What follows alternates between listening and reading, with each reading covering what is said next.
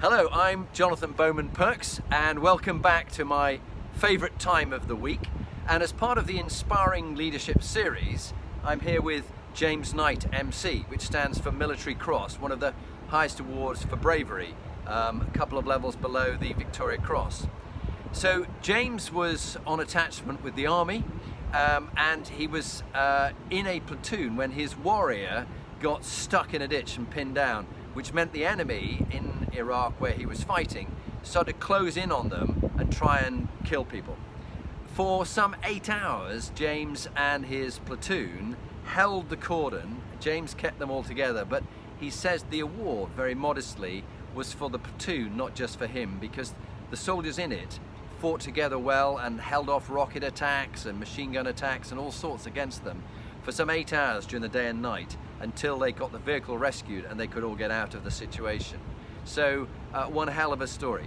James now is working for St James's Place as a financial advisor, having had some 16 years in the Royal Marines. I just want to talk to James about leadership. So James, welcome. Thank you very much. Great having you here. We've had a good chat already, and you were talking about inspiring leadership, and while there's many stories of what you've done, you were very good in telling me some stories about one of the Royal Marines, one of the more like a private soldier, and what he did. Do you want to just share the story with the audience? Yeah, absolutely. So there was there's one example of extraordinary leadership that sticks out for me, and it was a time when we were conducting operations in and around the Aegean Sea, and it was to sort of counter refugees, but also to rescue refugees from capsized boats when there was the sort of crisis happening between North Africa and the Greek Isles.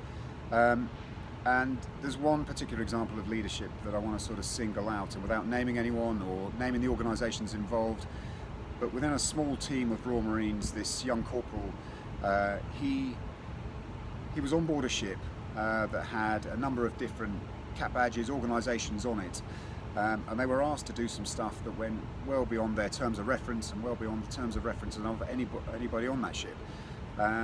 And what that meant was, when it came around to do the difficult task of extracting dead bodies from the ocean, he was the only one, him and his team, that actually stuck their hand up and volunteered to do this. And although his team and the other teams on board the ship didn't know each other, it became quickly apparent that he was the sort of natural leader on board this ship. He kind of led the way in reporting back to the United Kingdom for what they were doing on board the ship, but repeatedly, throughout the duration of their operational tour, he was going above and beyond what was asked of him to do the jobs that actually no one else was volunteering to do, and he led his team to do that, and that gained him a huge amount of respect on board the ship. Brilliant story.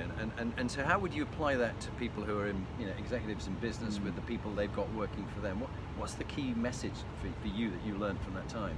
Yeah, so he went on board that ship, and he's a quiet, modest man, an exceptional corporal. And he went about his way very quietly, but it became apparent that he was prepared to go that bit further than what was required of him. Yeah. And it was because he was prepared to do the jobs that weren't being asked of him, that weren't needed of him, that no one else would do. Yeah. He just naturally rose to the top. Brilliant. And then we're always very interested in, we're all very human. I mean, you've had a phenomenal career and a lot of successes, but also you were humble enough, and that's the thing that struck me as I've talked with you. I have been warm to your humility, is that there's also times we get it wrong.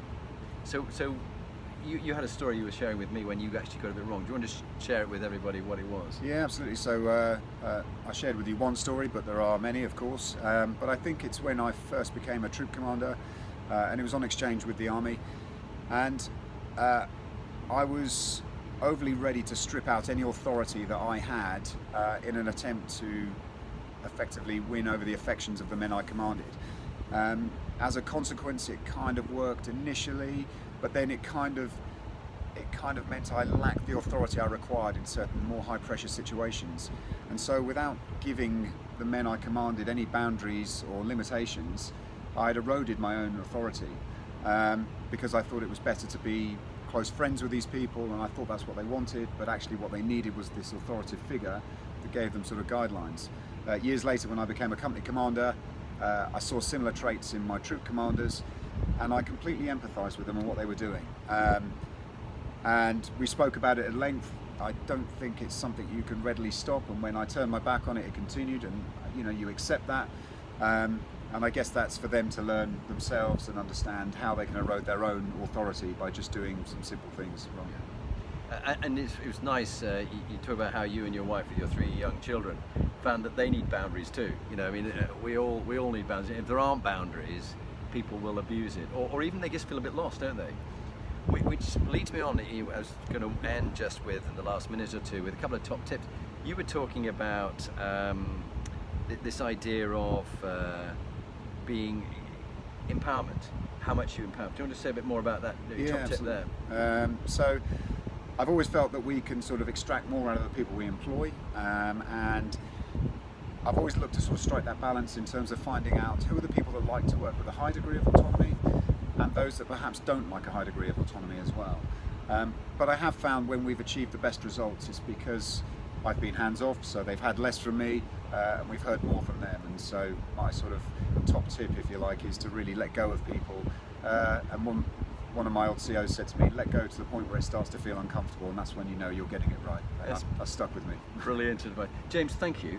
It's been an absolute pleasure meeting you. You are a very humble but yet inspiring man, and I wish you every success in St James's Place, and also in your speaking about inspiring leadership in various businesses around London. So thank you for